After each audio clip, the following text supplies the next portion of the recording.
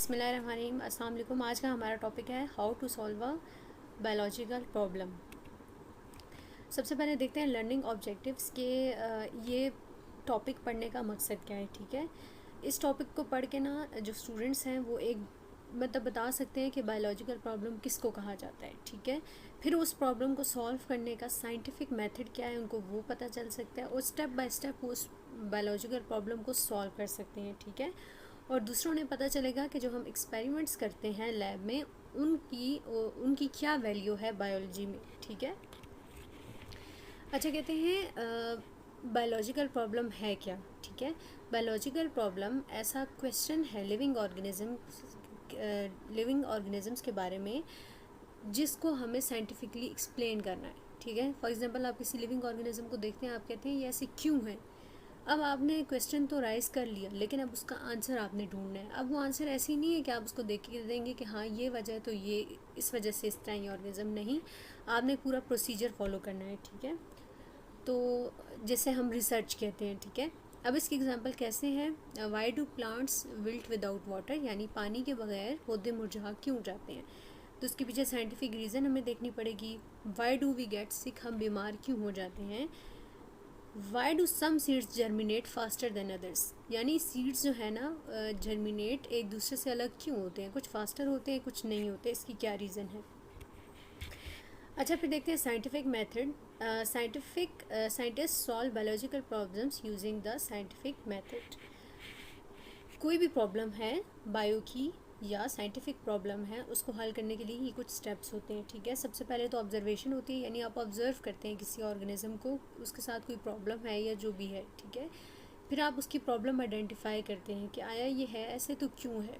फिर आप हाइपोथेसिस बनाते हैं कि अच्छा ये इस वजह से इस तरह है। ठीक है, फिर आप डिडक्शन करते हैं, डिडक्शन में आप बताते हैं कि इस प्रॉब्लम का ये पॉसिबल सोल्यूशन है। ठीक है, फिर आप एक्सपेरिमेंट करके देखते हैं कि आया इस प्रॉब्लम का यही सोल्यूशन है या नहीं।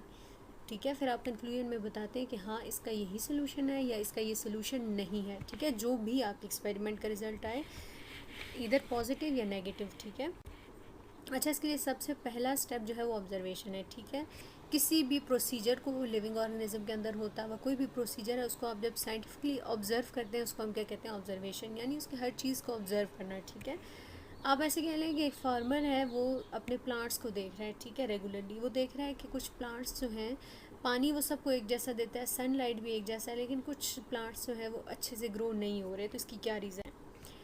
अच्छा, फिर वो प्रॉब्लम आइडेंटिफाई करेगा ना कि मतलब कि इसकी क्या रीज़न हो सकती है। तो अब उसको ये लग रहा है कि जो सॉइल में न्यूट्रिएंट्स है ना वो कम है। ठीक है, अब इसकी प्रॉब्लम ये है कि ये क्यों ग्रो नहीं हो रहे, तो ये इसके लिए एक हाइपोथेसिस बना लेगा कि ये इसलिए ग्रो नहीं हो रहे क्योंकि वहाँ पे जिस सॉइल में कुछ प्लांट्स हैं वहाँ पे न्यूट्रिएंट्स कम हो गए हैं। ठीक है, एक्सपेरिमेंट से अगर दोस्त को ये पता चलता है कि हाँ फर्टिलाइज़र डालने से ग्रोथ वाकई उनकी इफेक्ट हुई है, फिर तो वो ये कंक्लूजन में कह देगा कि प्लांट की ग्रोथ जो है वो इसकी वजह से अफेक्टेड थी, यानी प्लांट की ग्रोथ के लिए न्यूट्रिएंट्स बहुत इंपॉर्टेंट है, जो कि हैं भी। अगर तो उसको इफेक्ट फिर भी नहीं मिल रहा, इसका मतलब है कि उसके प्लांट्स जो ग्रो नहीं हो रहे उनकी कोई और रीज़न है। ठीक है, जब आप किसी चीज़ को ऑब्जर्व करते हो, हाइपोथेसिस लगाते हो, उस पर सारे प्रोसीजर आप करते हो, तो एंड में जो आपको रिजल्ट मिलता है वो लॉ बन जाता है। ठीक है, यानी कि आपकी बात अब ठीक है, इसको कोई इनकार नहीं कर सकता क्योंकि आपने उसको साइंटिफिक मेथड से कहा है, ऐसे नहीं है कि आपने ऐसे ही उसको देख के कहा है। और फिर अगर आपकी बात को कोई प्रूव करने के लिए एक और एक्सपेरिमेंट करता है और वो बंदा ठीक है, फिर आपका एक्सपेरिमेंट फॉल्स हो जाएगा। ठीक है, तो कंक्लूजन में हम क्या करते हैं कि एक्सपेरिमेंट से देखते हैं कि आया हमें क्या रिज़ल्ट मिला है। ठीक है, तो इसके बाद आते हैं कि ये जो हम सारा कुछ कर रहे हैं इसकी इंपॉर्टेंस क्या है। एक तो इससे मेडिकल डिस्कवरीज होती हैं। ठीक है, काफ़ी सारे प्लांट्स, काफ़ी सारी मेडिसिन्स, काफ़ी सारी चीज़ें इससे डिस्कवर हुई हैं इस प्रोसीजर से। ठीक है, फिर हम एग्रीकल्चर को इम्प्रूव कर सकते हैं, क्रॉप्स पे वर्क कर सकते हैं, अपने इन्वायरमेंट को प्रोटेक्ट कर सकते हैं, और इससे हम क्या कर सकते हैं, अपनी लाइफ को अच्छे से अंडरस्टैंड कर सकते हैं। अच्छा, अक्सर ना हमारे जहन में बचपन से बहुत सवाल होता है ये चीज़ ऐसे क्यों है, ये पौधे इस तरह क्यों है, या ये एनिमल ऐसे क्यों बिहेव करता है। तो जब रिसर्चर्स इन चीज़ों पे रिसर्च करते हैं तो उन्हें इन चीज़ों के आंसर मिलते हैं।